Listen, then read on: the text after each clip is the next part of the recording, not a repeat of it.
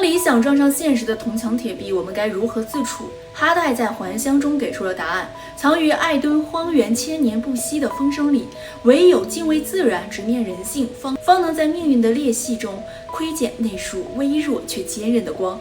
这部以荒原为底色的悲剧史诗，写尽了理想与现实的碰撞，自由与命运的拉扯，让我们在人性的挣扎中读懂生存的本质与抗争的意义。还乡以英国西部苍茫辽阔的艾敦荒原为背景，讲述了一群年轻人的理想、爱情与现实的漩涡，挣扎沉沦、坚守前行的故事。荒原的荒凉、昏暗、单调，不仅是故事的舞台，更是成为一种象征，映照出维多利亚时代的社会压抑与人性深处的欲望与迷茫。哈代用悲悯的笔触，将个体的命运与时代的枷锁自然的伟力交织，谱写了一曲关于抗争与沉沦的命运之歌。故事的核心围绕着几个追寻与迷失的灵魂展开。艾敦荒原上最富有的克林家出了一位传奇人物克林，他在巴黎经营珠宝生意，是荒原人眼中的见过大世面的成功者。可谁也没想到，他放弃了巴黎的繁华，依然回到这片贫瘠的故土。他心中怀揣着一个理想，通过教育改变荒原的愚昧与贫困。他想开办学校，为当地人点亮希望，为此拼命读书，考取教师资格证，甚至不惜读坏了眼睛。后来更是甘愿放下身段，以个荆棘的体力劳动谋生，在单调的劳作中寻求内心的平静。与克林的归乡形成鲜明的对比是犹台莎的逃离。这个荒原上最美、最具风情的女人，有着叛逆的灵魂与对繁华极度渴望。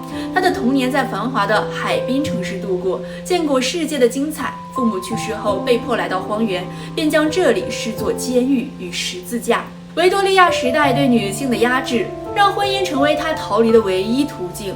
为了离开荒原，她不惜一切代价，竟然设计拖延商人韦迪与表妹托马西的婚礼，将韦迪牢牢掌控在手中。当克林归乡的消息传来，他却又果断放弃韦迪，女扮男装潜入克林的豪宅，用计谋与热情俘获了克林的心。她以为嫁给克林就能实现去往巴黎的梦，成为林荫大道上漂亮的小屋主妇。托马西则是荒原上传统女性的代表，憨厚本分、温柔善良，满心期待着与韦迪的婚礼，却因犹台莎的介入，遭遇了新郎逃婚的丑闻。在闭塞的荒原上，舆论的压力几乎将他压垮，可他并未沉沦，在命运的重击下，依旧坚守着内心的柔软与坚韧。而韦迪这个精明的商人，将婚姻视作有利可图的买卖，起初看中托马西的嫁妆与背景，又沉迷犹台莎的风情，在两个女人之间摇摆不定，最终也为自己的欲望付出了代价。克林与犹台莎的婚姻从一开始就注定了悲剧的结局。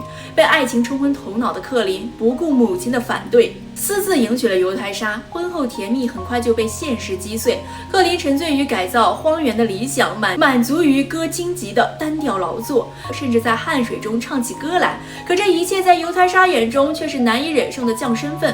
她渴望的豪华与自由遥遥无期，内心的焦虑与痛苦与日俱增。两人渐走渐远，截然不同的人生道路。压垮这段婚姻的最后一根稻草是克林母亲的意外离世。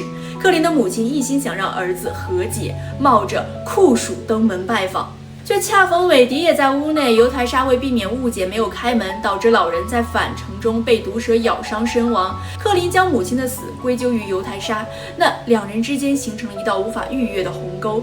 而此时呢，得知韦迪继承巨额遗产，即将前往大都市过着繁华生活的犹台莎心中充满了悔恨。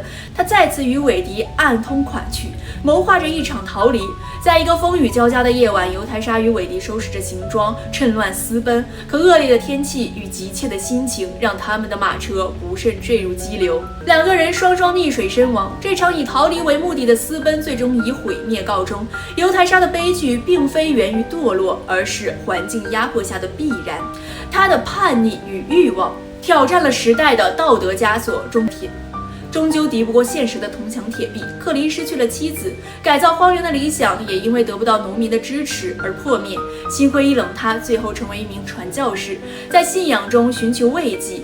而艾敦荒原依旧如故，历经千年风雨，见证着一代一代人的挣扎与沉浮。不过哈代也在悲剧中留下一丝温暖。托马西在经历了逃婚、丧偶双重打击后，终于等到了一直默默守护他在红土贩子韦恩。韦恩将毕生积攒的财富交在他的手中，牵起他的手，抱起他的女儿，两人过上了平静幸福的生活。为了这部沉重的悲剧，添上了一抹悲喜交织的底色。